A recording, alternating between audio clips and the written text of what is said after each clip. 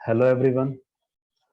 आज हम government polytechnic के स्कॉलरशिप फॉर्म्स को फ्रेश एप्लीकेशन किस तरह से करें उसके बारे में एक वीडियो बनाने जा रहे हैं कि फ्रेश अप्लाई कैसे करना है। ओके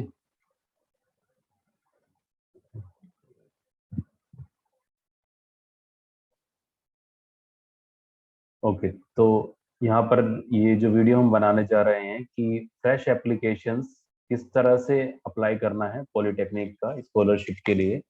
तो सबसे पहला स्टेप जो होता है कि आप scholarships.up.gov.in पर जाकर उसमें student registration post matric other than inter में जाकर अपना रजिस्ट्रेशन करेंगे, फ्रेश रजिस्ट्रेशन करेंगे। फ्रेश रजिस्ट्रेशन के लिए कुछ बेसिक डिटेल्स वहां पर चाहिए होंगी। उन बेसिक डिटेल्स को डालते हुए आपका वहां पर रजिस्ट्रेशन हो जाएगा और एक लॉगिन और पासवर्ड जनरेट हो जाएगा। उसके बाद जब हम अपना फॉर्म कंप्लीट करेंगे तो एक सैंपल फॉर्म जो जनरेट होता है, एक हमने यहाँ पर एक सैंपल फॉर्म लिया हुआ है।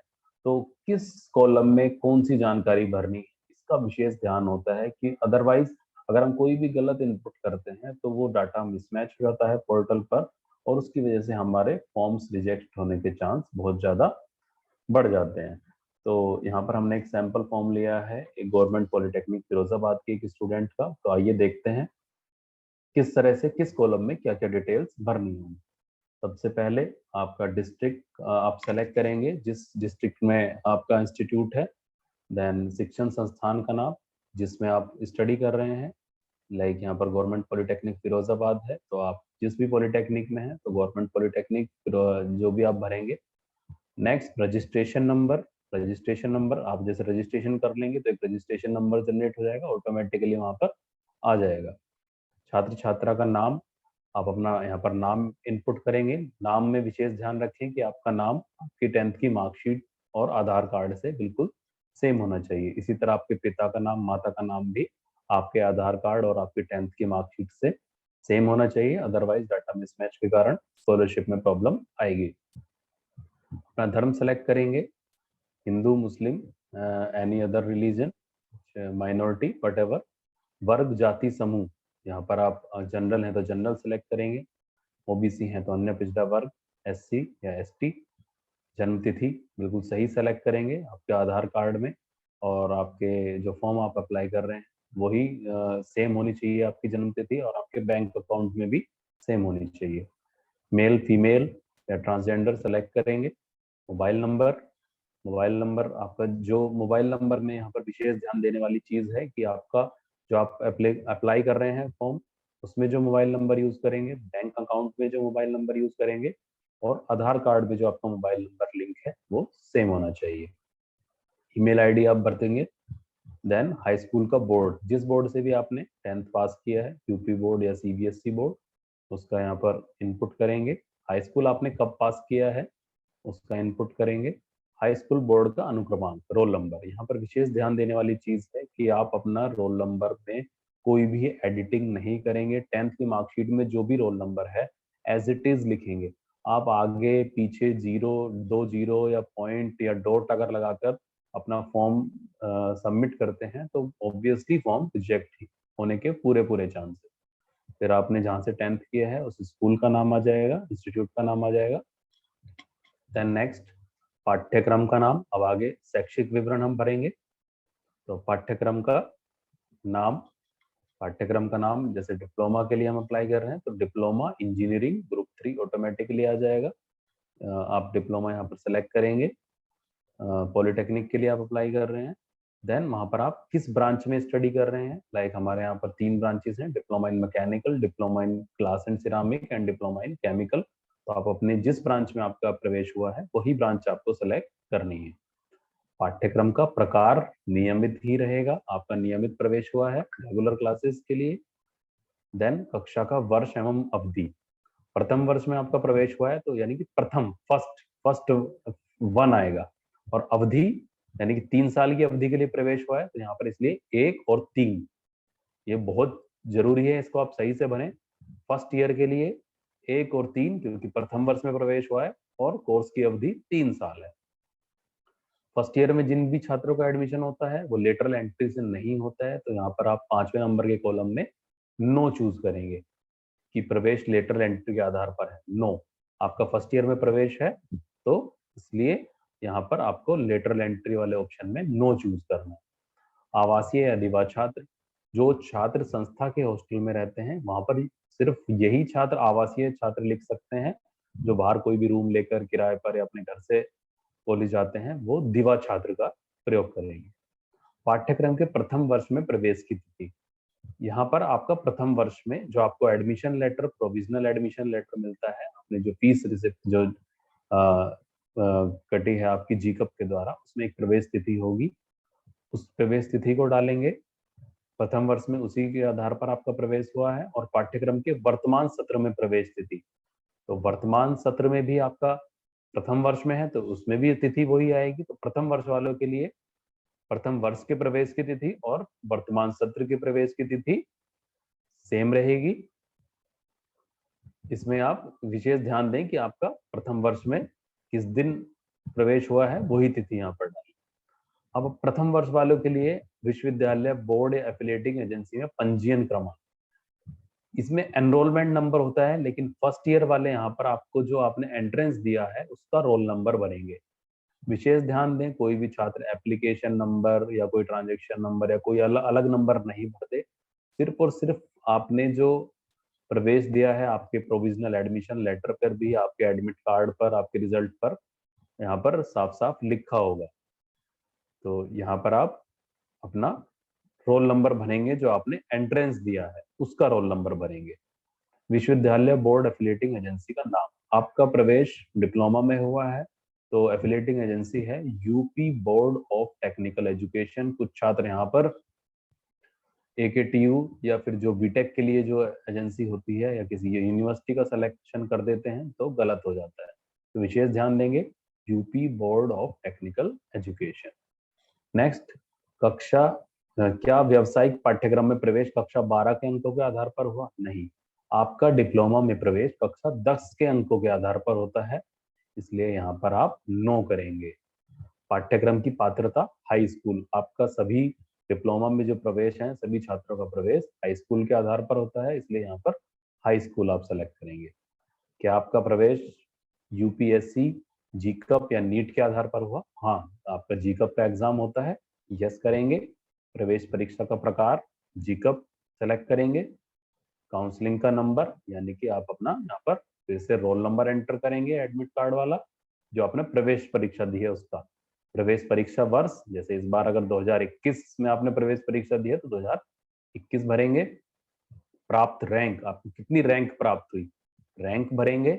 और प्रवेश परीक्षा में प्राप्त कट ऑफ अंक, आपके कैटेगरी का क्या कट ऑफ अंक रहा वो आप यहाँ पर भरेंगे।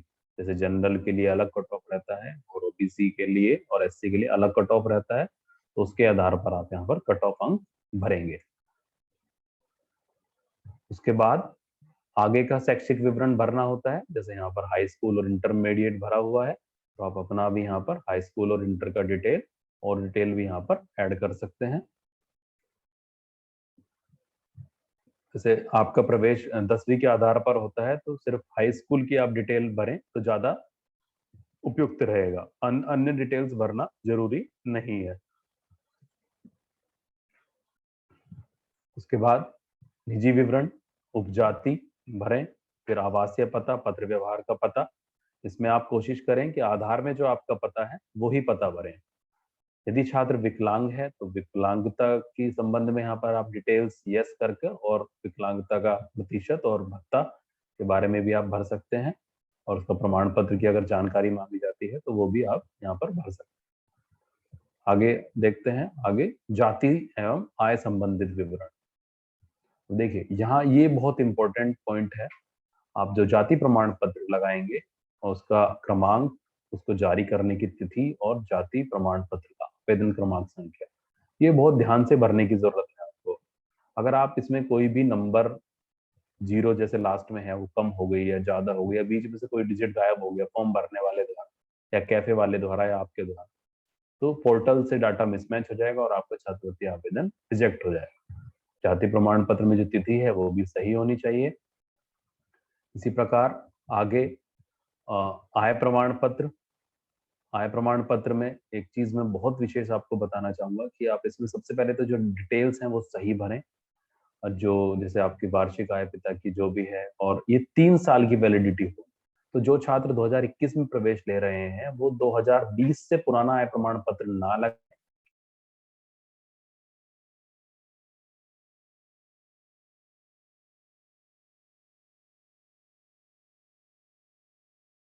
जिनके भाई या बहन अन्य किसी संस्था में पढ़ते हैं तो वही आय प्रमाण पत्र वो इस्तेमाल कर लेते हैं, जो बार बार सस्पेक्ट डाटा में आता रहता है। तो कोशिश ये कीजिए कि अगर आपके भाई या बहन भी छात्रवृत्ति का लाभ किसी अन्य संस्था में पढ़कर ले रहे हैं तो आप उनके लिए अपने पिता का अन्य दूसरा आय प्रमाण पत्र बनवा कर वहां पर अप्लाई करवाएं, और अपने लिए अलग आय प्रमाण पत्र बनवा कर अप्लाई करें।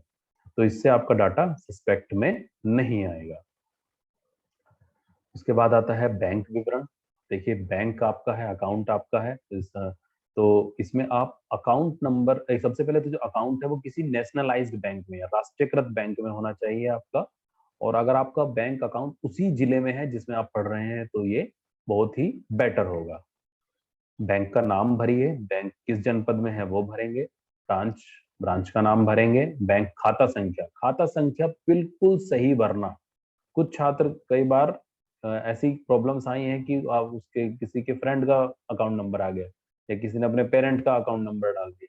नहीं, आपका ही खुद का अकाउंट होना चाहिए। जॉइंट अकाउंट भी नहीं होना चाहिए, आपका सेल्फ अकाउंट होना चाहिए। आईएफएससी कोड, पिछले कुछ टाइम से आईएफएससी कोड्स में काफी चेंजिंग हुई है, अपडेट भी हुआ है। तो इसको आप एक बार देख लें कि आपका बैंक अकाउंट का आईएफएससी कोड क्या है, और बैंक अकाउंट में आपका जो नाम है और आप जो अप्लाई कर रहे हैं उसमें नाम सेम होना चाहिए। ठीक है। यहाँ पर एक और विशेष चीज ध्यान देने वाली है कि आपके बैंक अकाउंट में आधार लिंक एक बार चेक कर लें और अकाउंट को एक्टिव रखें।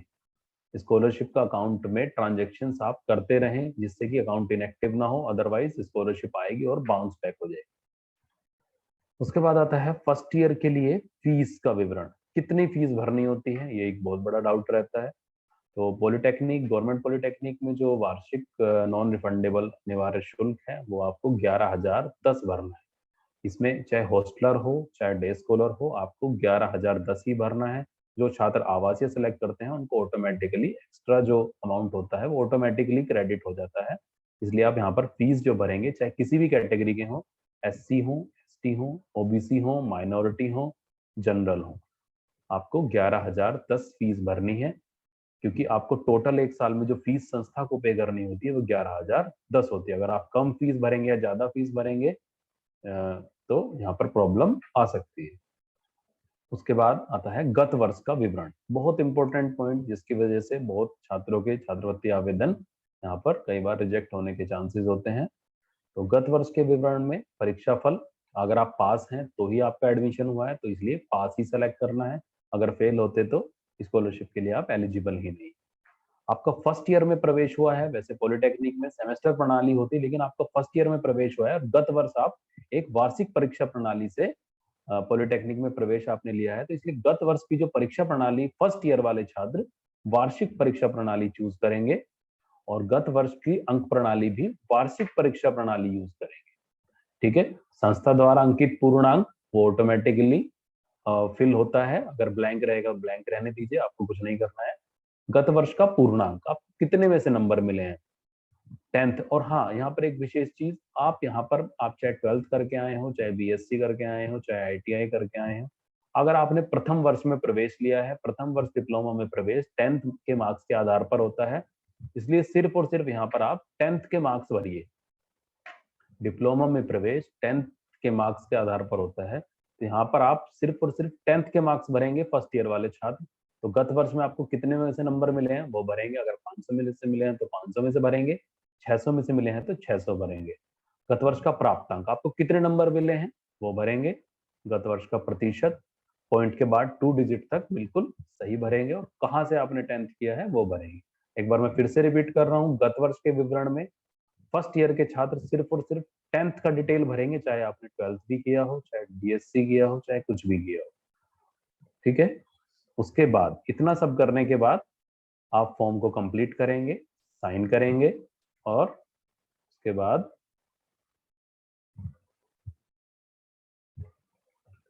उसके बाद हमें क्या क्या डॉक्यूमेंट्स सबमिट करने होंगे फॉर्म के साथ हार्ड कॉपी में, और एक पीडीएफ फाइल बनानी होगी। तो यहाँ पर होगा आपका हाई स्कूल की मार्कशीट आप लगाएंगे, उसके साथ इंटर की मार्कशीट लगाएंगे। फर्स्ट ईयर वाले स्टूडेंट्स इंटर की मार्कशीट नहीं भी लगाते हैं, कोई प्रॉब्लम नहीं है, बस लगा देंगे तो आपका गैप के लिए फिर आपको एप्लीकेशन नहीं लिखनी। ओके, इनकम सर्टिफिकेट मैंने बताया था, बिल्कुल वैलिड इनकम सर्टिफिकेट लगाएंगे, 2020 से पुराना ना लगाएं तो ज्यादा बेटर हो। कास्ट सर्टिफिकेट लगाएंगे, डोमिसाइल सर्टिफिकेट लगाएंगे और उनकी नेट वेरिफिकेशन कॉपी लगाएंगे। यहाँ पर आपको ये पॉइंट है, डिप्लोमा लास्ट ईयर मार्कशीट नहीं, डिप्लोमा लास्ट ईयर मार्कशीट आप फर्स्ट ईयर में है, आपको नहीं लगानी है, आपको हाई स्कूल मार्कशीट है वही आपकी रहेगी।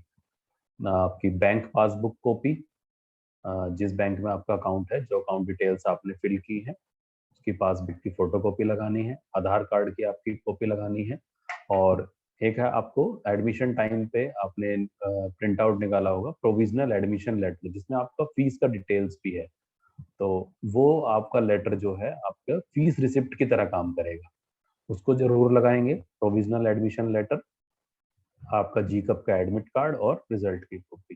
तो फर्स्ट ईयर वालों को ये डॉक्यूमेंट्स लगाने होंगे अपना फॉर्म कंप्लीट करने के लिए और संस्था में समय अवधि के अंतर्गत जमा कराना होगा। तो ये वीडियो हमने specially first year diploma students के लिए बनाया है कि वो गाइडेंस ले सकें कि किस तरह अपना छात्रवृत्ति का आवेदन सही भरना है और बिना त्रुटि के भरना है। अगर आप अपने छोटी छोटी चीजों का विशेष ध्यान देंगे तो आपके फॉर्म में कोई गलती नहीं होगी और आपका छात्रवृत्ति का आवेदन भी रिजेक्ट नहीं होगा। धन्यवाद।